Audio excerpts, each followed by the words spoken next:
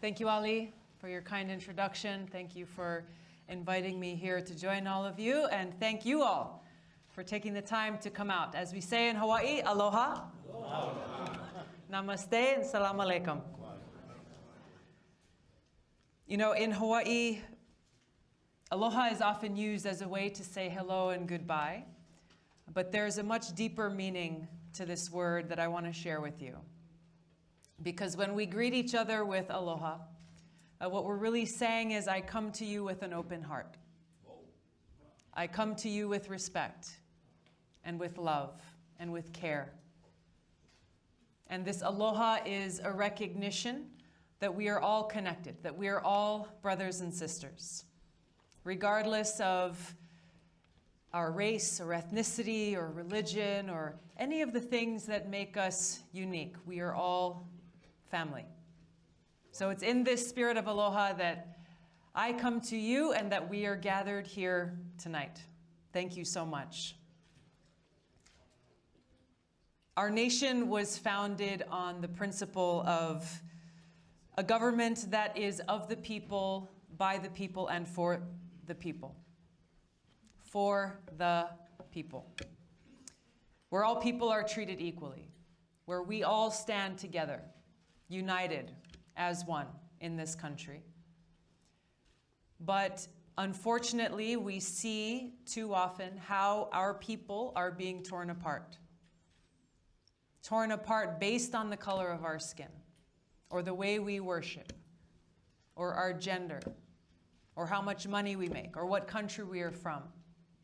People in positions of power, both in politics, in greedy corporations, in the media, acting on their own self-interests at the expense and harm of our people, further deepening the divides between us.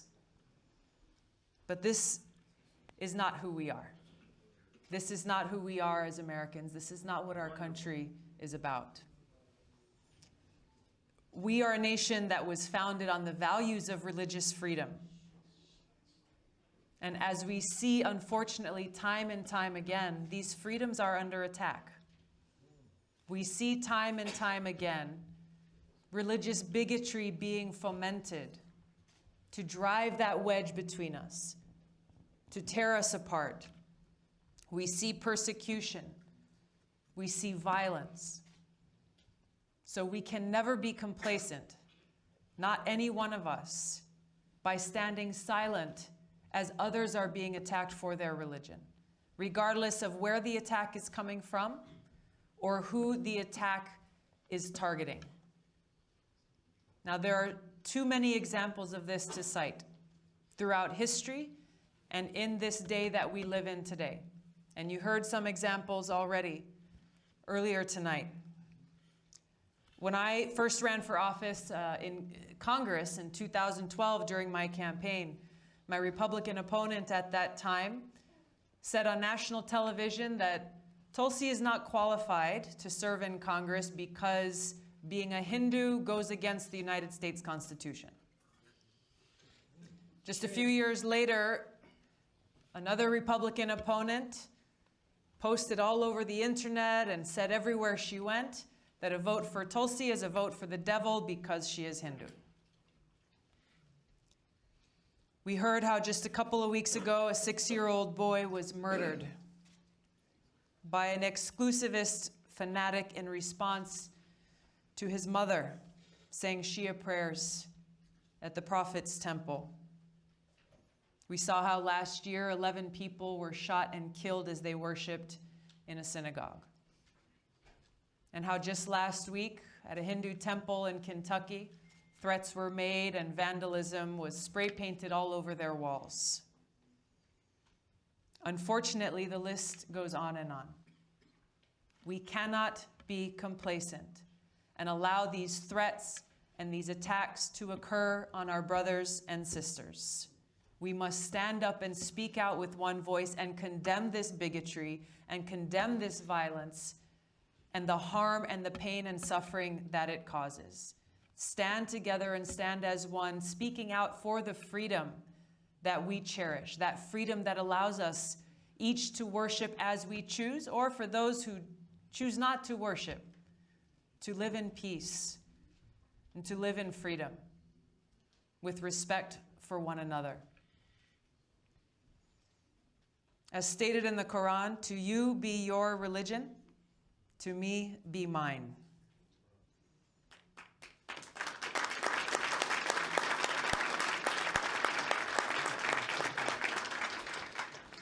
Now, the terror that we see being perpetrated in the name of God or in the name of religion is actually a refusal to honor the inherent freedom that all people have, this freedom that is given by God, to choose to worship and love God or to choose not to. And this religious terrorism is born of this exclusivist ideology that says, my faith is the only legitimate faith. And anyone who does not believe as I do must either be killed or converted or enslaved or raped. Terrorist groups like ISIS and Al-Qaeda share this divisive and exclusivist ideology, at which is the heart of the Wahhabi Salafist ideology that's propagated by Saudi Arabia around the world, showing a complete disregard for human rights. Saudi Arabia being a country where dissidents are beheaded, where women are oppressed, and religious minorities are persecuted. All things that run counter to the freedoms and principles that we hold dear here in this country.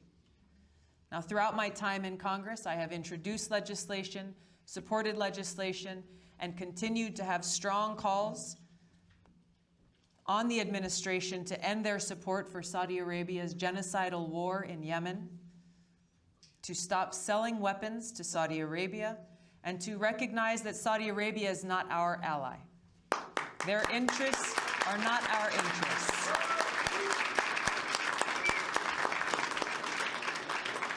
The list of examples and evidence to back this up are many, but just to name a few. This genocidal war in Yemen that's being waged by Saudi Arabia with United States support has killed tens of thousands of innocent people, has caused tens of millions of Yemeni civilians to starve, to be sick without access to medicine, creating the worst humanitarian crisis in a generation. Saudi Arabia is supporting terrorists.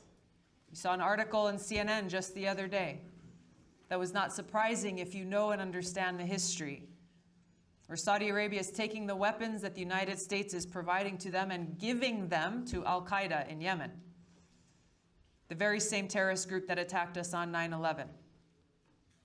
And Saudi Arabia continues to spend billions of dollars spreading this exclusivist Wahhabi Salafist ideology around the world that fuels these terrorist groups like Al-Qaeda and ISIS. This ideology of violent exclusivism must be defeated. It must be defeated. And it must be defeated by the ideology of inclusivism, of plurality, of love and respect for others. This inclusive ideology that we all must share with people everywhere, in churches, in mosques, in temples, and on the streets.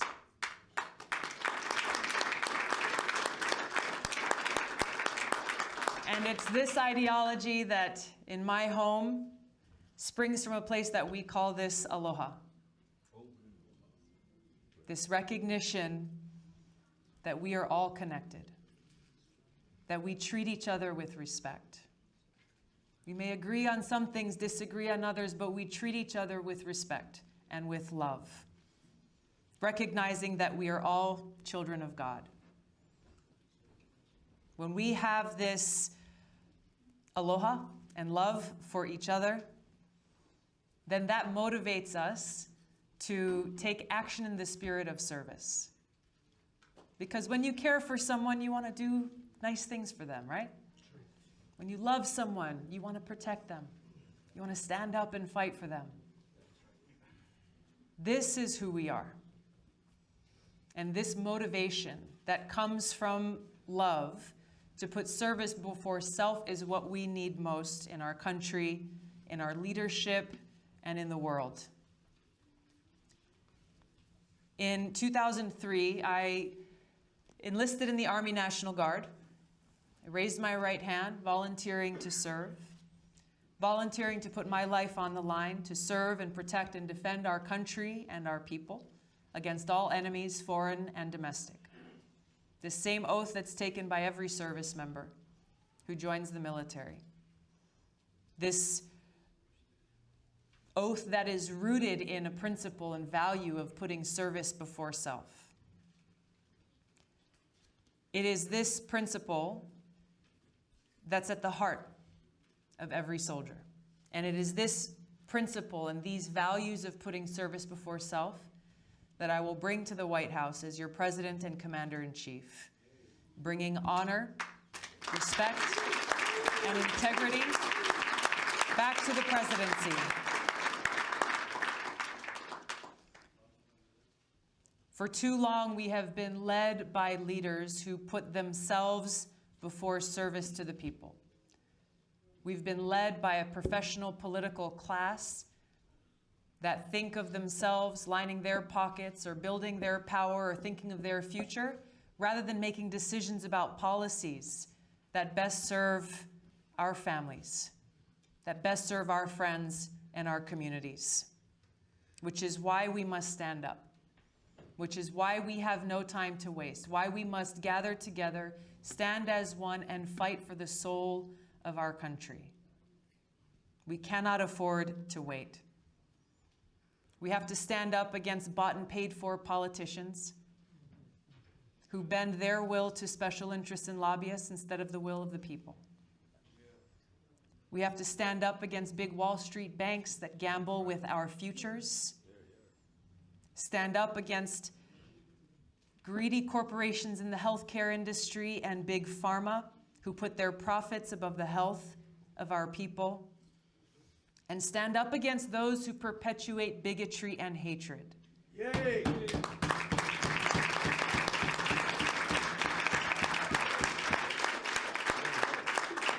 We must stand up against this administration who claims to believe in America first, but who sells our troops, our weapons, and our interests to whatever foreign country is the highest bidder.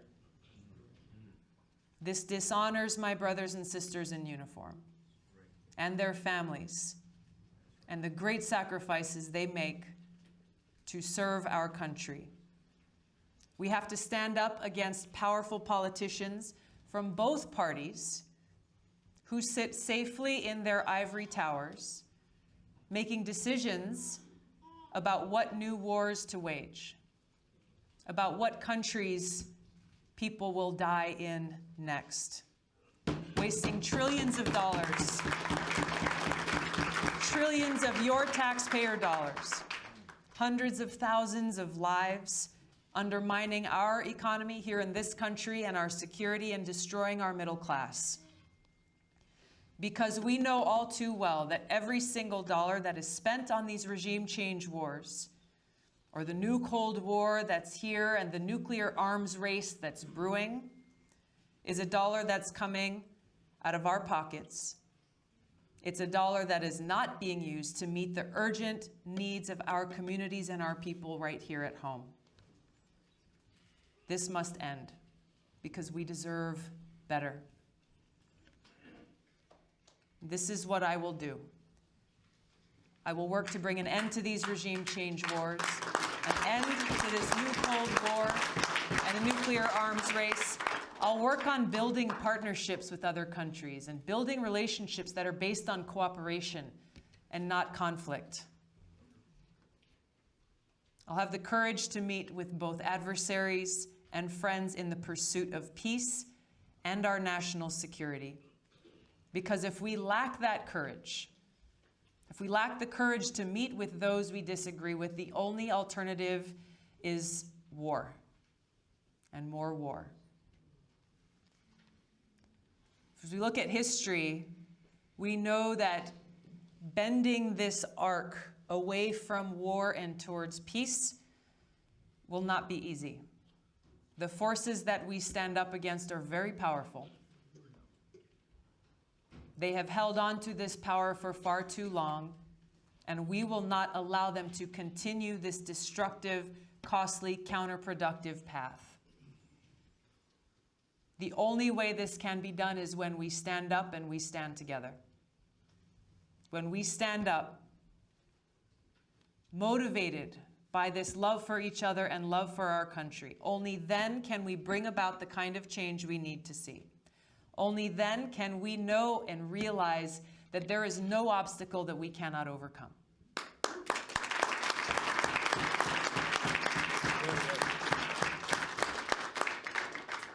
So this is the challenge that stands before every one of us. This is my challenge for you. We can't afford to stand on the sidelines. We can't think that someone else will fight this fight.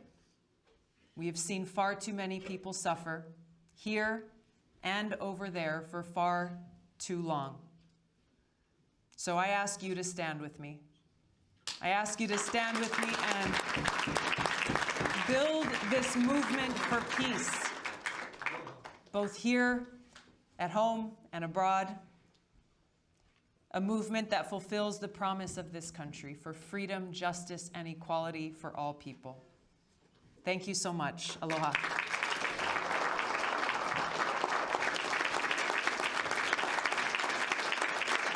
Thank you. Thank you very much. Thank you. Come on. Thank you. You're going to open the floor up for questions? Sure. Just hold this. Thank you, Ali.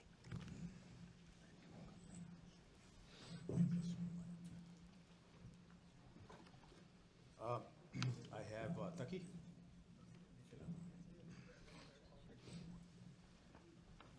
There are a lot of questions that I got, and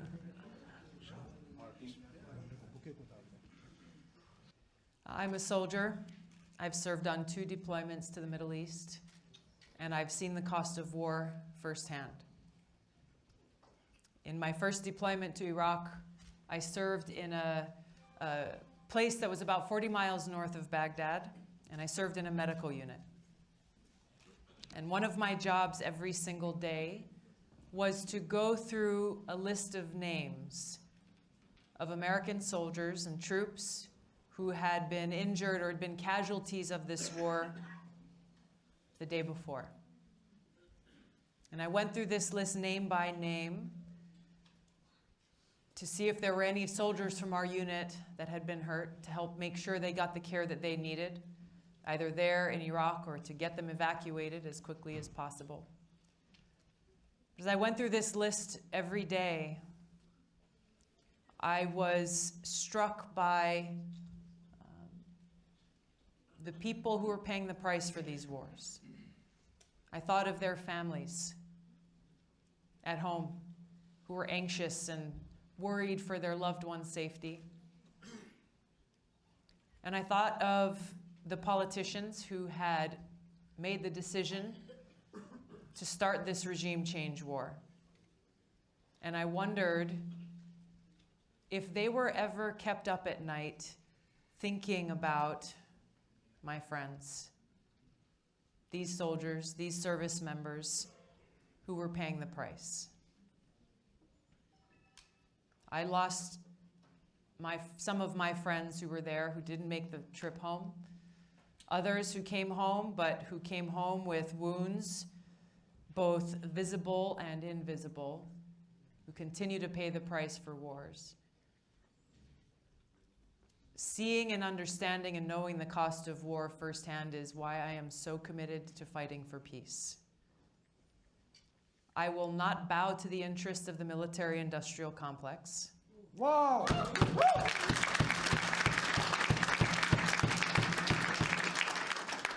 I take absolutely zero money from any political action committee or corporate interest.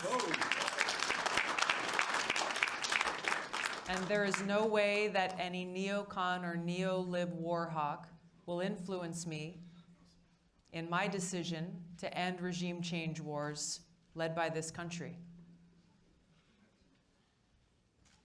Does that answer your question? Yes, absolutely. Thank you very much.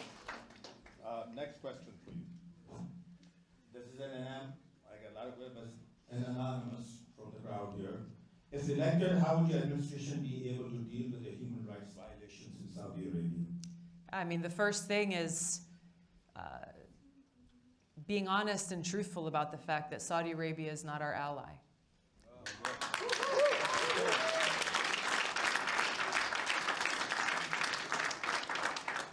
To be honest and truthful about their actions, the things that they are doing, not only within their own country, but also the terrorism that they're supporting in other countries around the world and the people who are suffering as a result. We need to stop supporting Saudi Arabia in these actions.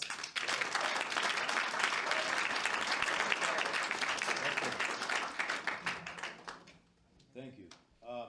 My third question, I'm sure you can hear it. Again, religious freedom is a cornerstone of American society. How would your administration handle the issue of Islamophobia, especially promoted by President Trump? By doing exactly what we are doing here today. By gathering together, by raising awareness around the kinds of religious bigotry that is being perpetuated in this country, and by standing together as a religious diverse society, people who choose to worship in different ways, and knowing that if an attack is placed on you, it is an attack that is placed on me. That an attack on any one of us is an attack on all of us. And the only way to bring these attacks to an end, to bring this bigotry to an end, is when we stand together and we condemn these attacks, we condemn this hatred and violence that comes from this religious bigotry. We cannot only stand in our own corner with our own friends or people who worship only like us and think that the attacks on someone else don't matter or don't impact us. We must stand as one. We must call out and condemn this bigotry wherever it comes from and whomever it is lobbed against.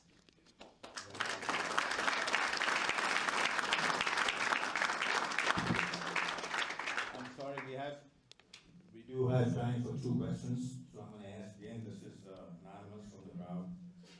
There are many powerful forces in the U.S. who are interested in maintaining economic ties with Saudi. The fact is that Saudi Arabia is heavily invested with the U.S. How would you overcome the forces in the U.S. who in their minds money is more important than words? Well, one of the things that I've put forward in Congress is a legislation called the Off Fossil Fuels Act. And weaning our country's dependence on Saudi Arabia's oil is an important thing, not only for our environment, but also for our security. To take away this excuse that people try to use, that we must turn a blind eye to Saudi Arabia's actions because of this power that they wield over our country. The United States should not take a knee and kneel to Saudi Arabia. Absolutely.